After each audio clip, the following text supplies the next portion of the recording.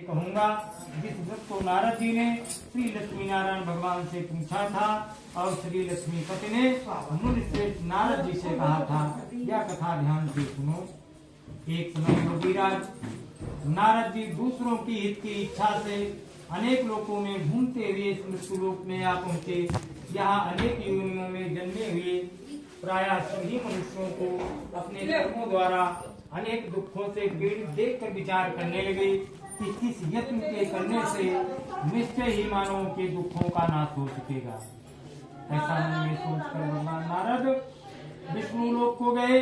वहाँ श्वेत वर्ण और 4 भुजाओं वाले लिंगों के इस नारायण का, जिनके हाथों में शंख चक्र गदा और पद्म थे तथा वरमाला पहने हुए थे, देख कर स्तुति करने लगे कि हे भगवान, आप अत्यंत शक्ति से संपन्न हैं।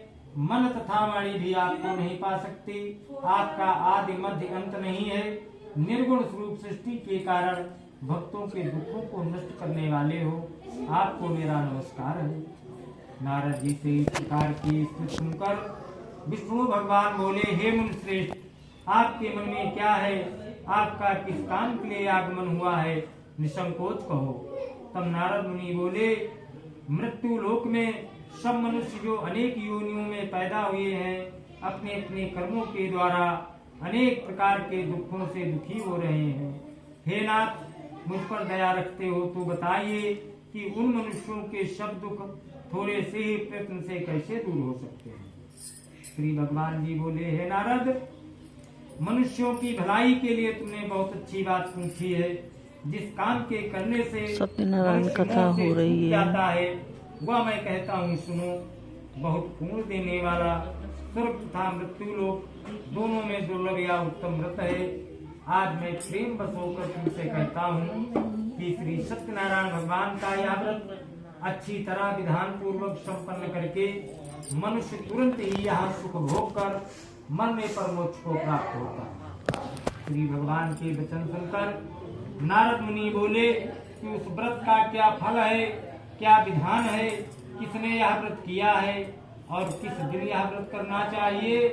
हे भगवान, मुझसे विस्तार से कहो। भगवान बोले, दुख शोक आदि को दूर करने वाला यह व्रत सब स्थानों पर विजयी करने वाला है। भक्ति और श्रद्धा के साथ किसी भी दिन मनुष्य श्री सत्यनारायण की शाम के समय ब्राह्मणों और बंधुओं के साथ धर्मपरायण होकर पूजा करें।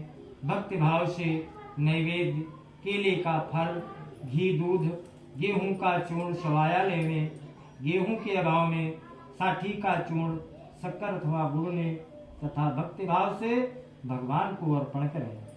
बंधु बांधवों सहित ब्राह्मण को भोजन करावें। उसके पश्चात स्वयं भोजन करें। रात्रि में नृत्य गीत आदि का आयोजन कर श्री सत्यनारायण भगवान का स्मरण करता हुआ समय व्यतीत करे।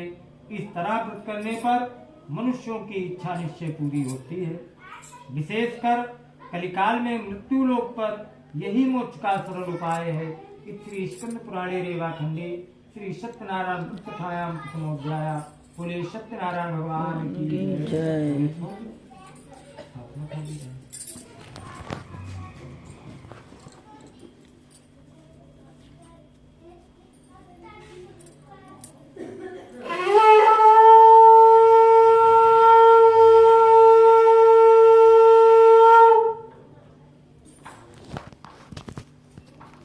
किया है उसका इतिहास कहता हूँ, ध्यान से सुनो। सुंदर काशीपुरी नगरी में एक अत्यंत निर्धन ब्राह्मण रहता था। वह भूख और प्यास से बेचैन हुआ पृथ्वी पर घूमता था। ब्राह्मणों से प्रेम करने वाले श्री भगवान ने ब्राह्मण को दुखी देखकर बूढ़े ब्राह्मण का रूप धारण कर उसके पास जा आदर के साथ पूछा कि हे विप्र, तुम नित्य ही दुखी होकर पृथ्वी पर क्यों घूमते हो?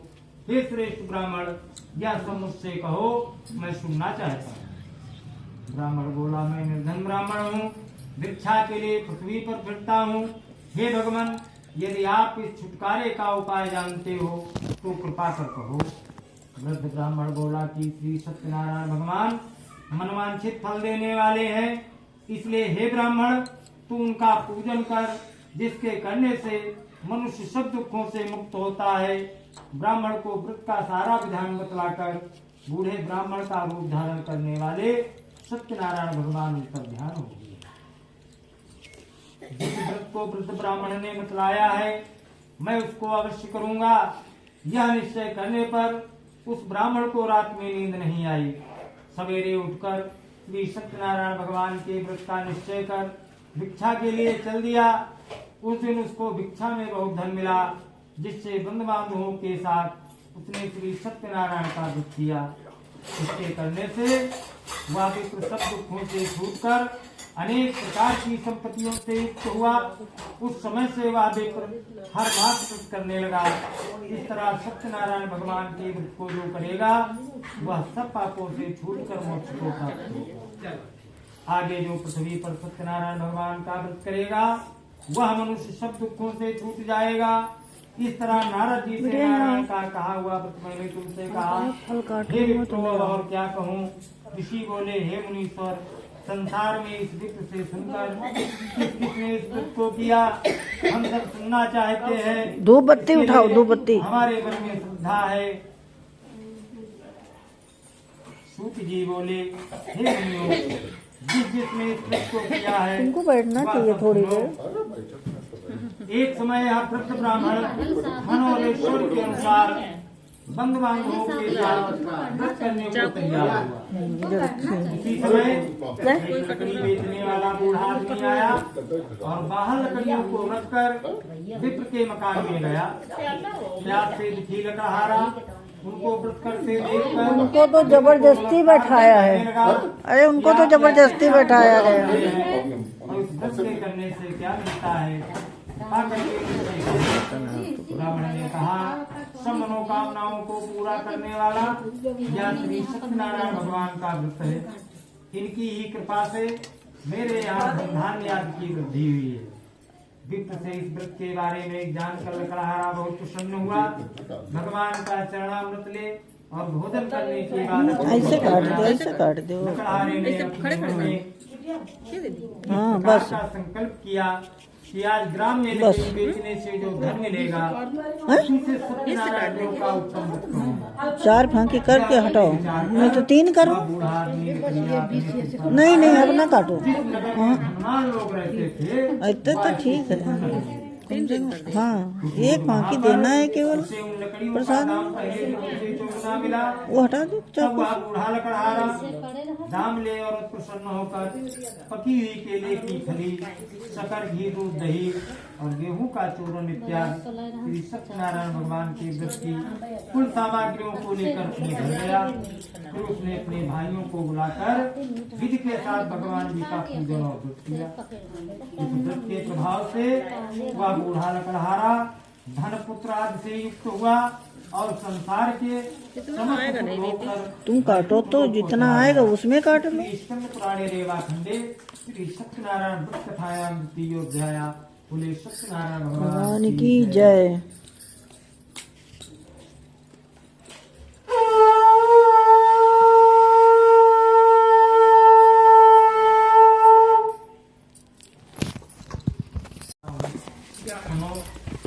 पहले समय में उल्का मुख नाम का एक बुद्धिमान राजा था। वह सत्य वक्ता और जितेंद्रिय था। प्रतिदिन देव स्थानों पर जाता था। गरीबों को धन देकर उनके कष्ट दूर करता था। उसकी पत्नी कमल के समान मुख वाली सती साध्वी थी। भद्रशिला नदी के तट पर उन दोनों ने श्री सत्यनारायण भगवान का व्रत किया। उस समय वहाँ एक साधु वैश्य आया। उसके पास व्यापार के लिए बहुत सा धन था। वह नाव को किनारे पर ठहराकर राजा के पास आया और राजा को व्रत करते हुए देखकर विनय के साथ पूछने लगा कि हे राजन भक्तिभाव चित्त से आप क्या कर रहे हैं। मेरी सुनने की इच्छा है तो आप मुझे बताएं। राजा बोला हे साधु अपने बांधवों के साथ पुत्रादि की प्राप्ति के लिए महाशक्तिमान सत्यनारायण भगवान का व्रत और पूजन किया जा रहा है। राजा के वचन सुनकर साधु आदर से बोला हे राजन मुझसे इसका सब विधान कहो। मैं भी आपके अनुसार इस व्रत को करूंगा। मेरे लिए कोई संतान नहीं है और इससे निश्चय ही होगी। राजा से सब विधान सुन व्यापार से निवृत्त हुआ आनंद के साथ कर गया। साध ने अपनी पत्नी से वो है पत्ती। संतान देने वाले पत्ती है। व्रत का समाचार सुनाया सलाद वलाद इसी और से कहा पड़ता कि है। जब मेरी संतान होगी तब मैं इस व्रत को करूंगा। यही जो अपनी असरिया साधु काटने ने काम ऐसे आती वचन है अपनी वही पत्नी लीलावती से कहे। शानदारा लो। एक दिन उसकी पत्नी लीलावती पति के साथ आनंदित हो सांसारिक धर्म में प्रवृत्त होकर श्री सत्यनारायण भगवान की कृपा से गर्भवती हो गई तथा 10वें महीने में उसके एक सुंदर कन्या का जन्म हुआ। दिनों दिन वह इस तरह बढ़ने लगी जैसे शुक्ल पक्ष में चंद्रमा बढ़ता जाता है। चंद्रमासी बढ़ने के कारण उसका नाम कलावती रखा गया। तब लीलावती ने मीठे शब्दों में अपने पति से कहा कि जो आपने संकल्प किया था कि भगवान का व्रत करूंगा अब आप उसे करिए। साधु बोला, हे प्रिय, कन्या के विवाह पर व्रत को करूंगा। इस प्रकार अपनी पत्नी को आश्वासन देकर वह नगर को चला गया। कलावती पुत्रग्रह में वृद्धि को प्राप्त हो गई। साधु ने जब नगर में सखियों के साथ अपनी पुत्री को देखा तो तुरंत ही दूत को बुलाकर कहा कि पुत्री के वास्ते कोई सुयोग वर देकर लाओ। साधु की आज्ञा पाकर दूत कंचन नगर पहुंचा और वहां पर खोज कर देखभाल करके लड़की के लिए सुयोग वरिक पुत्र को ले आया। उस सुयोग लड़के को देखकर साधु ने अपने बंधु बांधवों सहित प्रसन्नचित अपनी पुत्री का विवाह उसके साथ कर दिया। किंतु दुर्भाग्य से विवाह के समय ही व्रत को करना भूल गए। तब श्री भगवान क्रोधित हो गए और श्राप दिया कि तुम्हें दारुण दुख प्राप्त होगा। अपने कार्य में कुशल साधु बनिया दामाद सहित नामों को लेकर व्यापार करने के लिए समुद्र के समीप स्थित रत्नसार नगर में गया और वहां दोनों ससुर दामाद चंद्रकेतु राजा के नगर में व्यापार करने लगे। एक दिन भगवान सत्यनारायण की माया से प्रेरित कोई चोर राजा का धन चुरा कर भागा। किंतु राजा के दूतों को आता देखकर चोर ने घबराते हुए राजा के धन को वही नाव में चुपचाप रख दिया जहां वो ससुर दामाद ठहरे थे और चोर भाग गए। जब दूतों ने उस साधु वैश्य के पास राजा के धन को रखा देखा तो दोनों को बांध कर ले गए और प्रसन्नता से दौड़ते हुए राजा के समीप जाकर बोले, जो चोर पकड़ कर लाए हैं देखकर आज्ञा दें। तब राजा की आज्ञा से उनको कठिन कारावास में डाल दिया गया तथा उनका धन छीन लिया। सत्यनारायण भगवान के श्राप के द्वारा उनकी पत्नी भी घर में बहुत दुखी हुई। घर पर जो धन रखा था चोर चुरा कर ले गए। शारीरिक व मानसिक पीड़ा तथा भूख प्यास से अति दुखित हो अन्न की चिंता में कलावती एक ब्राह्मण के घर गई। वहां उसने सत्यनारायण भगवान का व्रत होते देखा, फिर कथा सुनी तथा प्रसाद ग्रहण कर रात को घर आई। माता ने कलावती से कहा, हे पुत्री, अब तक कहाँ रही, वह तेरे मन में क्या है? कलावती बोली, हे माता, मैंने एक ब्राह्मण के घर श्री सत्यनारायण भगवान का व्रत होते देखा। कन्या के वचन सुनकर लीलावती भगवान के पूजन की तैयारी करने लगी। लीलावती ने परिवार और बांधवों सहित श्री सत्यनारायण भगवान का पूजन किया और वर मांगा कि मेरे पति और दामाद शीघ्र आ जाएं। साथ ही प्रार्थना की कि हम सबका अपराध क्षमा करो। सत्यनारायण भगवान व्रत से संतुष्ट हो गए और राजा चंद्रकेतु को स्वप्न में दर्शन देकर कहा कि हे राजन, दोनों वैश्यों को प्रातः होते ही छोड़ दो और उनका सब धन जो तुमने ग्रहण किया है दे दो, नहीं तो मैं तेरा धन राजपुत्र सब नष्ट कर दूंगा। राजा से ऐसे वचन कहकर भगवान अंतर ध्यान हो गए। प्रातः काल राजा चंद्रकेतु ने सभा में अपना स्वप्न सुनाया। दोनों बड़े पुत्रों को कैद से मुक्त कर सभा में बुलाया। दोनों ने आते ही राजा को नमस्कार किया। राजा मीठे वचनों से बोला कि हे महान भावो, भावी वश ऐसा कठिन दुख प्राप्त हुआ है, अब तुम्हें कोई भय नहीं। ऐसा कहकर राजा ने उनको नए नए वस्त्र भूषण दिए तथा उनका जितना धन लिया था उससे दूना धन देकर आदर से विदा किया। दोनों वैश्य अपने घर को चल दिए। श्री स्कंद पुराणे रेवा खंडे श्री सत्यनारायण व्रत कथायां अयोध्या बोले सत्यनारायण भगवान की जय।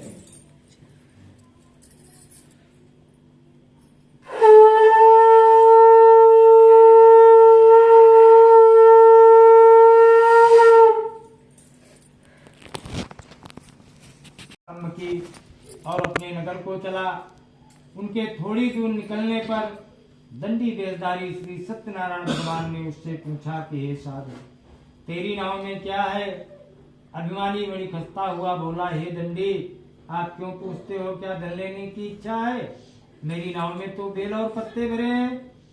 वैश्य का कठोर वचन सुनकर भगवान ने कहा, तुम्हारा वचन सत्य हो। दंडी ऐसा कहकर वहां से दूर चले गए। कुछ दूर जाकर समुद्र के किनारे बैठ गए। दंडी के जाने पर वैश्य ने नित्य क्रिया करने के बाद नाव को ऊंची उठी देखकर अचंभा किया तथा नाव में बेल पत्ते आदि देखकर मूर्छित हो जमीन पर गिर पड़ा। फिर मूर्छा खुलने पर अत्यंत शोक प्रकट करने लगा।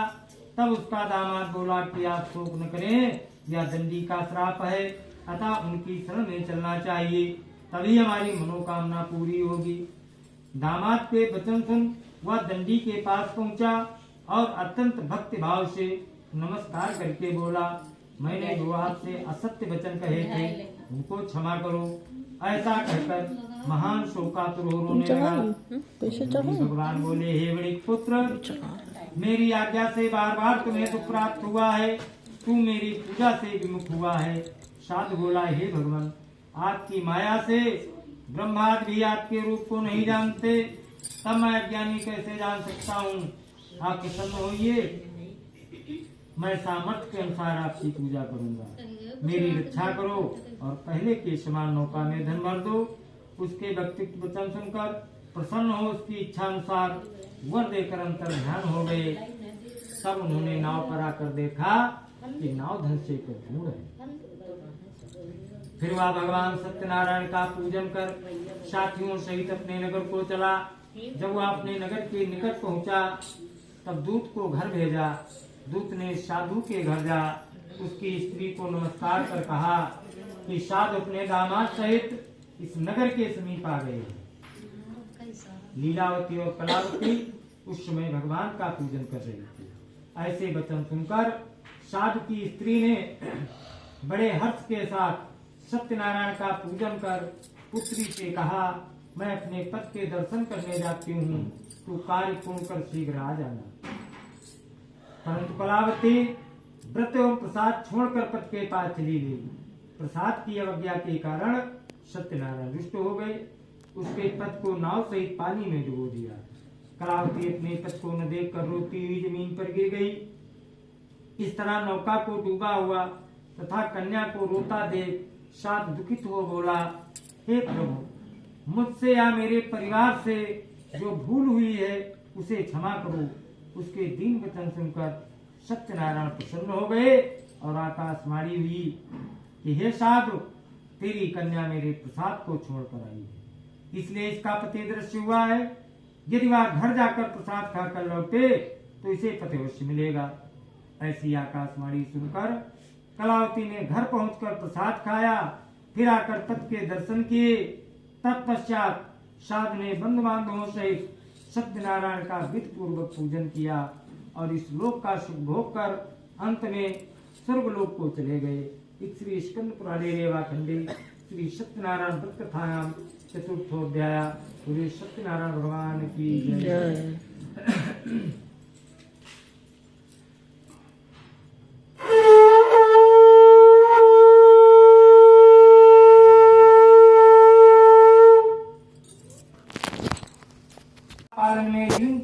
नाम का एक राजा था। उसने भी भगवान का प्रसाद त्याग कर बहुत दुख पाया। एक समय वन में जाकर वन्य पशुओं को मारकर बट वृक्ष के नीचे आया। वहाँ उसने ग्वालों को भक्ति भाव से बांधवों सहित श्री सत्यनारायण जी का पूजन करते देखा।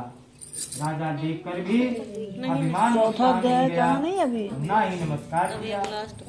जब ग्वालों ने भगवान का प्रसाद उसके सामने रखा तो वह प्रसाद त्याग कर अपनी नगरी को चला गया। वहाँ उसने अपना सब कुछ नष्ट पाया तो वह जान गया कि यह सब भगवान ने ही किया।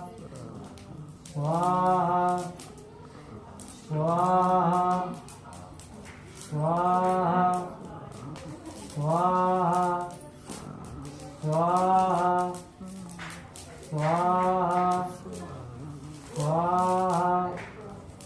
स्वाहा स्वाहा स्वाहा स्वाहा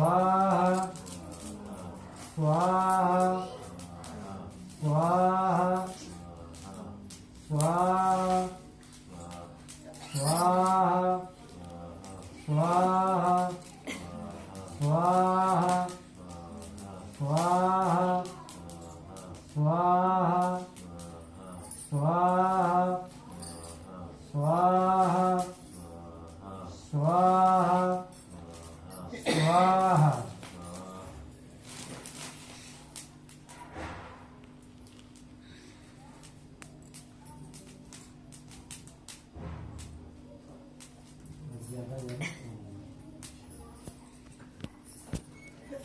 नीलामिजश्यामल कोमलांगम सीतासमारोप्यमागम पाणो महासायक चार्जापम नमामि रामं रघुं सनातन स्वाहा अतिगम धामं हिम शैलावदेव मुक्षामुनामाग्रिगणं सकलगुणधानं वानराणां दिशं रघुपति प्रिय भक्तं वात जातं नमामि स्वाहा ओम ब्रह्मकमे जामहे सुगंधिं पुष्टिवर्धनं पूर्वारुक्मो वंदनात्मक मुक्षयमांता स्वाहा ओम ब्रह्मकमे जामहे सुगंधिं पुष्टिवर्धनं पूर्वारुक्मो वंदनात्मक मुक्षयमांता स्वाहा ओम ब्रह्मकमे जामहे सुगंधिं पुष्टिवर्धनं पूर्वारुक्मो वंदनात्मक मुक्षयमांता स्वाहा ओम ब्रह्मकमे जामहे सुगंधिं पुष्टिवर्धनं पूर्वारुक्मो वंदनात्मक मुक्षयमांता स्वाहा ओम ब्रह्मकमे जामहे सुगंधिं पुष्टिवर्धनं पूर्वारुक्मो वंदनात्मक मुक्षयमांता स्वाहा ओम ब्रह्मकमे जामहे सुगंधिं पुष्टिवर्धनं पूर्वारुक्मो वंदनात्मक मुक्षयमांता स्वाहा ओम ब्रह्मकमे जामहे सुगंधिं पुष्टिवर्धनं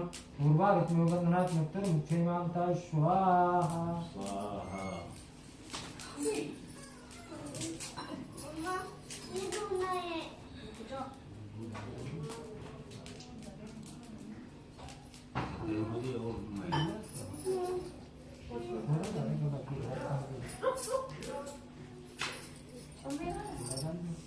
रखना है क्या अभी रखना है इसमें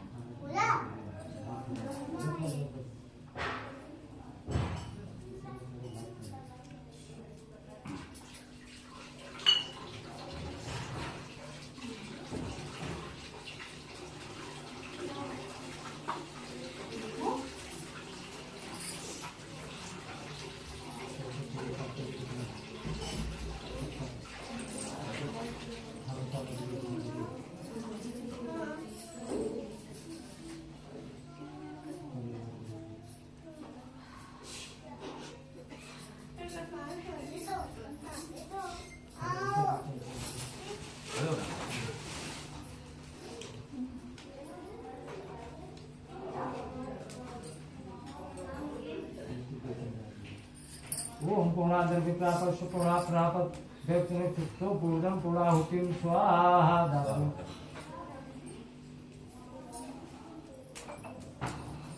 तो छोड़ दो आप भैया भी कोई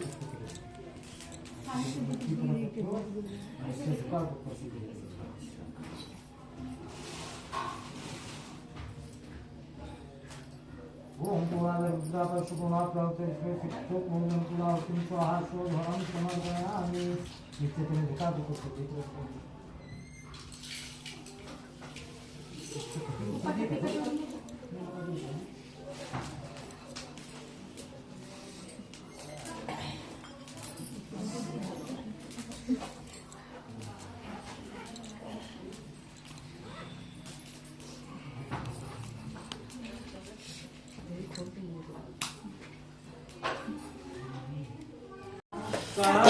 सत्यनारायण स्वामी सत्यनारायण स्वामी इसके लायक खड़ी हो, इसके लायक खड़ी हो, इसके लायक। ओम जय लक्ष्मी रमणा रत्नजड़ित सिंहासन अद्भुत विराजे स्वामी अद्भुत विराजे नारद विराजन ध्वनि बाजे ओम जय लक्ष्मी रमणा प्रगट भये कलिकारण तुझको दरस दियो स्वामी तुझको दरस दियो ब्राह्मण के कंचन मार दियो ओम जय लक्ष्मी दुर्बल दीन कुठार इन पर कृपा करी स्वामी इन पर कृपा करी चित्रकूट एक राजा इनकी विपत्ति हरी ओम जय लक्ष्मी रमणा वैश्वी मनोरथ पायो श्रद्धा तज दीनी स्वामी श्रद्धा तज दीनी तो फल भोग्यो प्रभु जी फिर स्तुति की ओम जय लक्ष्मी रमणा भाव भक्ति के कारण छिन छिन रूप धरो स्वामी छिन छिन रूप धरो श्रद्धा धारण कीनी तिनको काज सरो ओम जय लक्ष्मी